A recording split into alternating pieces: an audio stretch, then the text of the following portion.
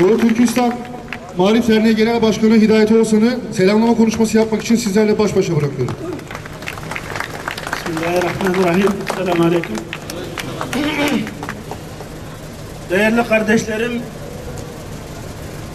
yiğit gibi yiğit adam, şehit liderin mirasçıları, Alperenler, sizlerin Doğu Türkistan'daki kan ağlayan kardeşleriniz için, şehitlerin annelerinin yanında durmak için, hapislerde, zindanlarda tırnakları yırtılmış genç yiğit insanların yanında durmak için, zalimin karşısında mazlumun yanında yer almak için bugün burada toplanmanızdan dolayı Doğu Türkistan halkı adına sizlere minnet ve şükranlarımı sunuyorum.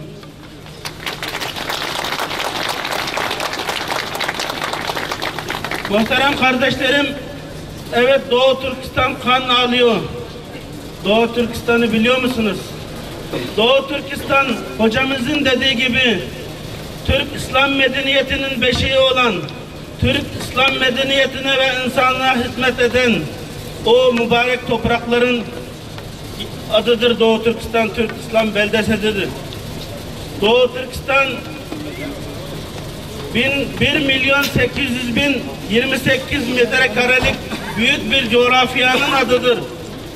40 milyon Türk Müslüman halkı yaşamaktadır ve bunların hepsi Çin'in esareti altında 65 senedir açık hapishane içinde binlerce, milyonlarca şehit gençlerimizi şehit vererek, kızlarımızın namusları çiğnenerek, milletimizin gençleri yok edilerek, alimlerimiz, liderlerimiz, değerlerimiz yok edilerek, bugüne kadar sürünerek, direnerek, savaşarak bugünlere gelmiş durumdayız. Aziz muhterem kardeşlerim, Doğu Türkistan Müslümanları şu an var olma, yok olma son noktasında sizin için, İslam alemi için, hak ve batilin hakkı için orada savaşmaktadır, direnmektedir. Doğu Türkistan'da şu an her gün bir katliam var. Bugün de 18 yıl önce Doğu Türkistan Gulca katliamı olarak bilinen Gulca katliamının 18. yıl dönümündeyiz. 5 Şubat 1997'de Doğu Türkistan'da Gulca'da binlerce gencimiz, bacılarımız, kardeşlerimiz şehit edilmişti. Bugün o günde idrak etmekteyiz ve şehitler, şehadet kervanı hiç durmadı. Binlerce şehit, binlerce şehitlerimiz, gazilerimiz sırada şehadetini beklemektedir. Doğu Türkistan'da direniş başlamıştır. Kaşgar'da, Urumçi'de, Hoten'de, Turfan'da ellerinde bıçak yok, silah yok, imaniyle, cesaretiyle hakkını aramak için Doğu Türkistan'ın bağımsızlığını isteyerek mücadelesini başlatmış durumda.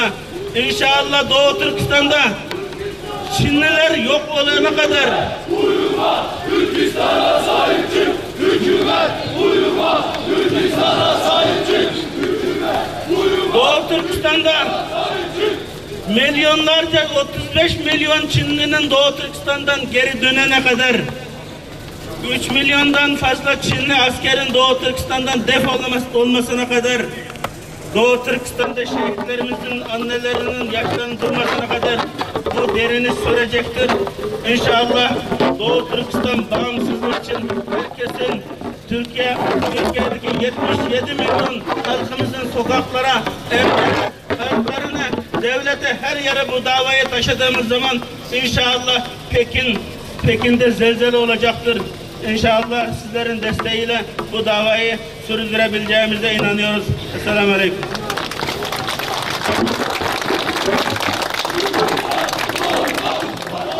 Değerli hazırım, Alperenlik yeminini yapmak üzere Gazi Osman Paşa, Alperen Ocakları Başkanı Ahmet Yüreği baş başa bırakıyorum sizlerle. Harvatlarına kaldırın.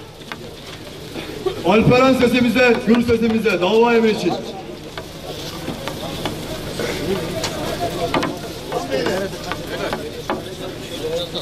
Varlığına!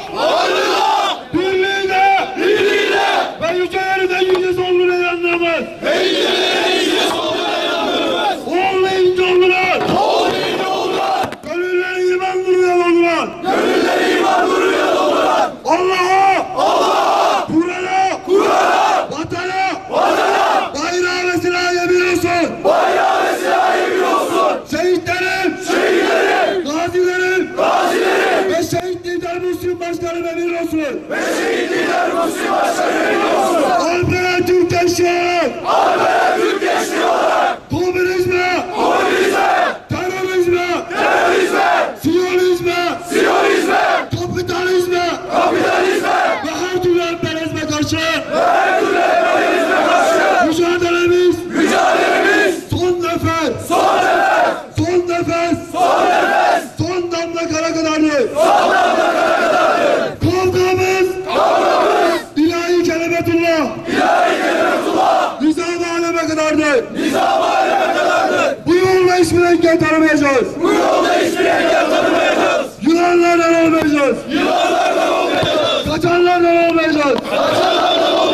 Satanlardan olmayacağız. Yılmayacağız.